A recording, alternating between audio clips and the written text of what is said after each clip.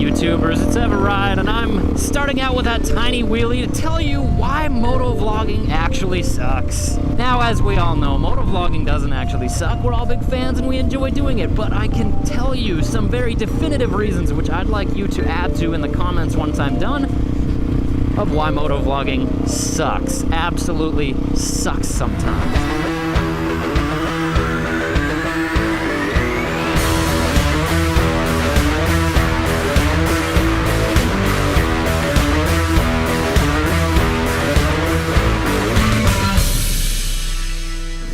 Let's just say we're putting videos out there on YouTube. Obviously, there's going to be trolls. That's any genre, not exclusive to motovlogging. Strike it from the book. The second thing, you could be riding in some amazing place. I mean, especially when you ride a dual sport motorcycle, you get to ride on dirt, you get to go incredible places, see incredible views and vistas and valleys and canyons and mountains. And unfortunately, if you're motovlogging at that point, you don't get to kind of stop and smell the roses. Your focus is split in so many different directions. First of all, you're trying to ride.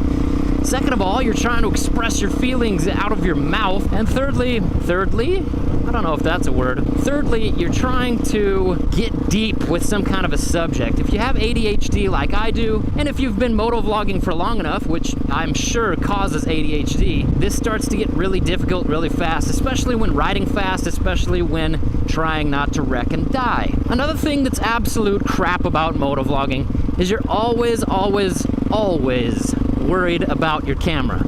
Is it on? Is it filming in the right resolution? Is it too shaky? Is it too wobbly? Did I put the steady shot on? Is my camera working? Is my blah blah blah? You're always paranoid and freaking out about whether or not things are working on your camera. Is the lens dusty? One of the worst things is how do you actually learn to be paranoid about this? It's because you go out and you motovlog about the most miraculous topic ever that would like save souls. You come back home and your mic was turned off, your mic was broken, your camera was broken, something was broken and you didn't get it, and so all you have left is the memory, that isolated memory inside your own mind. The third thing that sucks is when you get out on your bike, even if you don't have your camera, just to go on a joyride or something like that, you always wish you did have your camera, because what if you crash? What if you see something amazing? What if there's a topless jogger running along the side of the road? What if there's a really irritating dump truck, pickup truck, cement truck in front of you? Look at that rock. What if you've got all these issues? Oh, just move it along. I'm trying to get to the dirt. Can I just go around you here? I'm just gonna go around you here. Hope that's okay. There we go. So even if you try to get out without your camera, you're going to want your camera in case there's something beautiful or amazing or stunning that you're going to miss. Like that fabled cop chase or the guy who just cut you off and you want to rant about cagers for a while. You always wish you had it.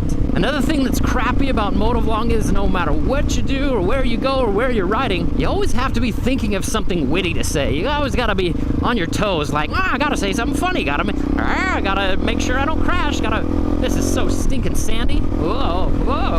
So you're always thinking of something witty to say or something cool to do or some kind of event to have happen so that your motovlog is interesting.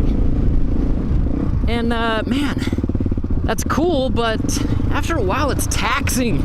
You're always taxing your brain on what to do and what to say and how to make yourself entertaining.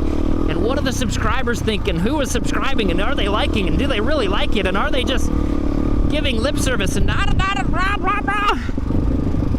and it is taxing on the brain. Yeah, I'm doing it right now.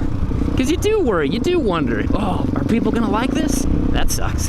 And the final thing to keep this brief that sucks about motovlogging is you're always comparing yourself to others. How long can I wheelie? How many subscribers do I have? Blah, blah, blah, blah, blah. You can't deny it, it's innate. It's human nature to be competitive. It's not a bad thing necessarily, it's just something we all do. You know what, in the end, that stuff doesn't really matter, but it is built into our brains, and you'll always be thinking about it. Now, one very last thing, I know I said the last thing was the last thing, but this is the last thing. You have like an identity crisis. There is a big disconnect between who you really are, no matter how real you try to keep it. There's a big disconnect of who you really are and who you portray in your motovlog. And that's not your fault. that's the fault of people watching the motovlog. People watch you and they figured out your story, and they have no idea who you really are, what you really stand for, or anything like that. They only see one little glimpse, yet they think they know all of you. And you know what? They probably do know a lot of you, but it is not the real you. And I think sometimes I fall into this trap where I start to become what I portray in the motovlog instead of who I really am. Now, that comes down to what is really me. Is the real me the one that's in the motovlog? Or is the real me the real Tyler? Am I eveRide or am I Tyler? Am I a man or am I an animal? Thanks so much for watching, guys. Really been a pleasure to motovlog for you all, and you know, truthfully, motovlogging's great. A lot of fun to do. Met a lot of great people through this crazy genre that we participate in. You're all great. I appreciate you. I'd appreciate you even more if you hit the subscribe button and the like button and all that stuff. See, there it goes again. I'm over, yeah. I need to worry about subscribers, likes, blah, blah, blah. Anyway, guys, it's been a ton of fun.